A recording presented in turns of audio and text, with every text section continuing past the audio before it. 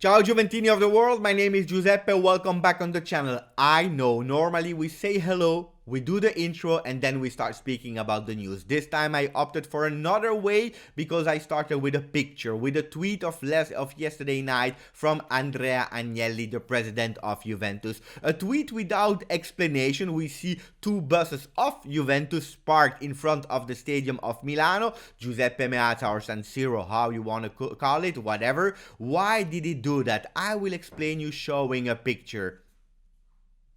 Yes, absolutely. This was a clear message to the president of Napoli, Aurelio De Laurentiis. Why? Because that means that yes, we took the bus, we traveled to Milano, even if we had two players tested to COVID-19, positive to COVID-19, and even if we had a big injury like Morata that was not able to travel. We went there, we played well, and we won. Hero. What a legend that we have. So now we will go to the Italian and international papers to see what they are saying about our beloved Juventus before the game of Juve Sassuolo. An important one because we cannot stop what we just started.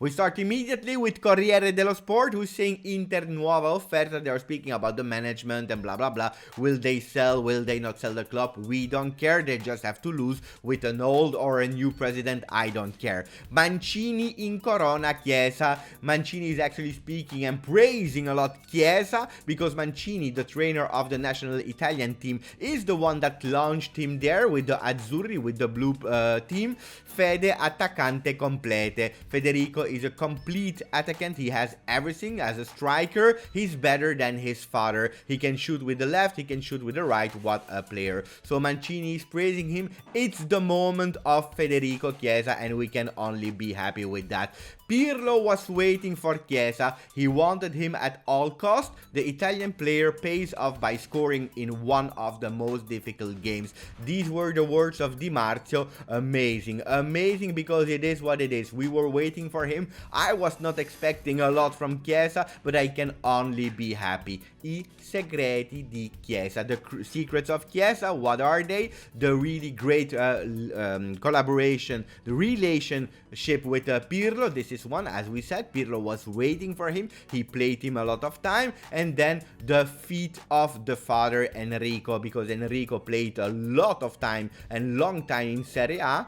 He played until 2010 with 138 goals in Serie A. He was a really great player as well. So from the first day of Juve, the trainer Pirlo understood the talent of the guy that is able to score with his left and right foot. What a talent. Enough speaking about Chiesa at the moment. I hope we can do it again versus Sassuolo next Sunday, because we play on Sunday. Gazzetta dello Sport, Scudetto, 4 bellezze. Scudetto, 4 beautiful things, and they are showing the picture of Roma that also doing a really beautiful Serie A at the moment. Lukaku, Ibrahimovic, and we see Ronaldo. I'm happy, guys. I'm happy because if on Wednesday we would have lost versus Milan, probably the picture of Ronaldo would not have been there, because then it would have been really difficult. But we did. We won, guys. We continue. Pirlo scintilla tricolore. Something happened for the Scudetto, and we read: a Milano il tecnico e i dirigenti hanno colto spirito di chi vuole comandare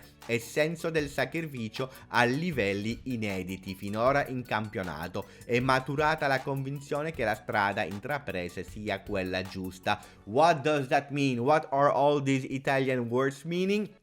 That in Milan, the trainer of the black and whites, Pirlo, he saw actually a real fighting spirit, a spirit of people who wants to lead and to go back to winning that Serie A. Something that maybe we didn't had in all the first part of the Serie A, of that league, because we were not really leading. Maybe we had some fighting spirit, but not enough. In Milan, we saw it. We saw how much the players are angry. And then probably now it makes sense that the project that we started thanks to Andrea Agnelli that have chosen for Pirlo, he starts to work and the world starts to understand that this project is valid. I totally agree with that.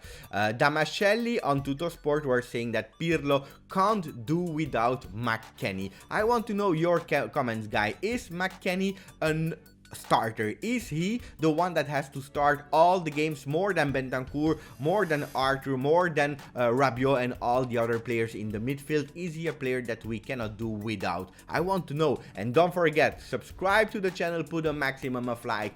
Who will not be there versus Sassuolo? It's Morata. Morata that will probably play a few minutes in the Coppa Italia versus Genoa to be ready versus Inter. So let's wait for Morata. We showed that we can do without him. So I hope we can continue like that. Who will miss again the game will be Berardi. Berardi that has never luck because he played in all these years with Sassuolo just only a few times versus Juventus. So every time he's or injured or suspended or whatever, he will not be there again. Great news for Juve. Even if you know my vision, I prefer to play versus complete teams. Tuttosport, and then we enter the Mercato news. They showed a new name, Juve, Shomurodov subito. Shomurodov is a player of Genoa, a striker, 25 years old. He scored already 2 goals and 1 assist if I'm not wrong. A young guy that personally I don't really know, so I can't speak about it, but guys, we have to stop a minute, breathe, and go inside Tuttosport because they are saying the victory of Paratici and Reynolds si avvicina.